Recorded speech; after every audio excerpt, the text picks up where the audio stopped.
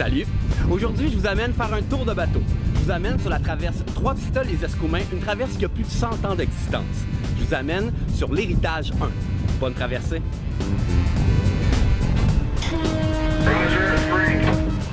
Ok, tu es prêt?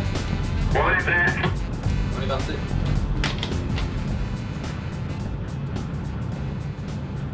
Beaucoup de gens me connaissent dans la région, connaissent surtout mon père qui fait les excursions à l'île aux Basques. Il fait ça depuis que j'ai 8 ans. Ma première photo de marin, c'est que j'étais promu moussaillon à 5 ans au large des îles Razades, pas loin. Et puis ma première tâche c'était de laver le pont. Fait qu'aujourd'hui, quand les gars ils lavent pas bien le pont, je sais comment bien laver un pont. Mais on rit, mais ça part de là.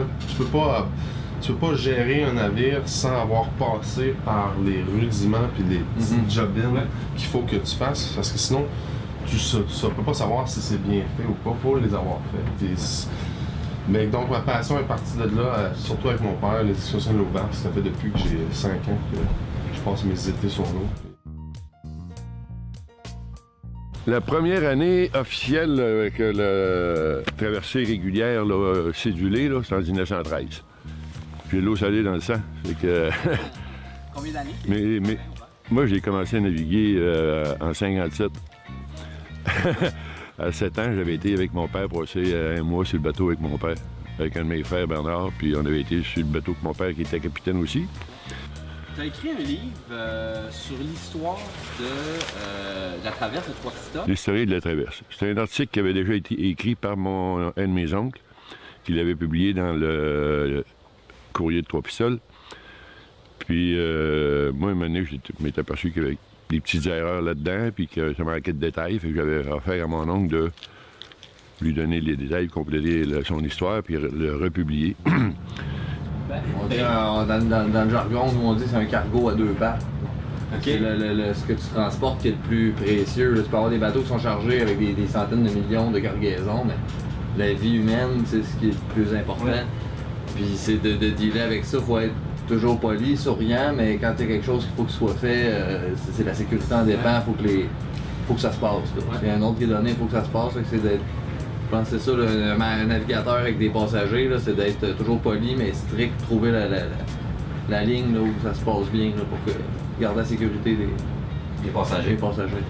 Puis ça, en même temps, c'est pas tous les bateaux qui le font autant, mais je pense que c'est une des forces à Trois-Pistoles. Il y a des passagers là, qui reviennent et qui disent que l'accueil est chaleureux ici, puis on joue là-dessus. Là, on aime se le faire dire, donc on entretient ça. Qui prend la traverse Trois-Pistoles-les-Escoumins? Beaucoup d'Européens. On est vraiment bien situé. Quelqu'un qui vient en visite au Québec 2 semaines, il veut voir la Gaspésie, Tadoussac, tout le monde va aller voir Tadoussac. Ouais. La ligne est parfaitement placée. Là. Dans le gros de la saison, là, on a, je sais pas, un tiers des passagers, après moi, qui sont des Européens, qui viennent, ils arrivent là, ils vont Montréal, Québec, Tadoussac, après on est parfaitement placé pour s'en aller vers la Gaspésie. En dehors de la saison touristique, comme au printemps, il y a beaucoup de pêcheurs aussi, qui prennent la torrent, qui ont des camps qui vont en pêche. Ouais. C'est du monde qui traverse presque toutes les semaines, qui travaillent sur la Côte-Nord, il y en a ici, où ils ont des blondes, des chums, bon, puis d'autres, c'est drôle, il y a un couple, puis une semaine c'est un, l'autre semaine c'est l'autre. Puis on vient qu'on connaît les gens qui passent. Ceux qui passent souvent, on les connaît. On les connaît tous par leur nom maintenant. C'est bien intéressant pour eux. L'année passée, je pense que c'était plutôt de 33 000, entre 30 et 35 000 par année. En fait, chaque année est meilleure que la précédente. OK. Il y a une fois qu'il y avait une assez grosse tempête.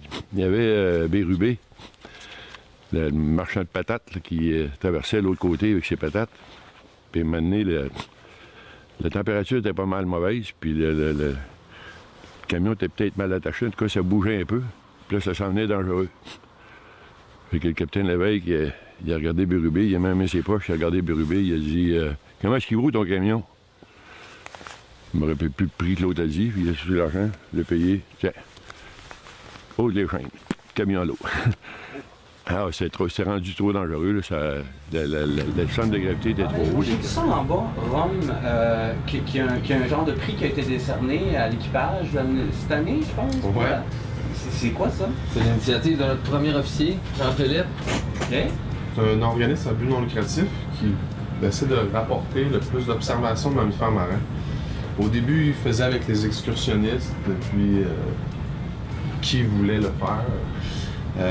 Fait que moi, cette année, je les ai appelés pour savoir on pourrait devenir un de nos observateurs. Fait que maintenant, à chaque fois qu'on traverse, qu'on voit un mammifère marin, on prend note certaines données scientifiques parce que c'est pas toujours accessible pour eux d'avoir un bateau avec plein de scientifiques, ça coûte énormément cher. Tandis que nous, ça ne coûte rien de plus de remplir la fiche.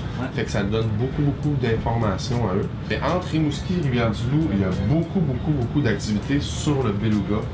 Et puis, fait que on est comme dans une zone super importante qu'il n'y avait aucun observateur disponible. Et quand je les ai appelés, ils étaient vraiment heureux de notre initiative.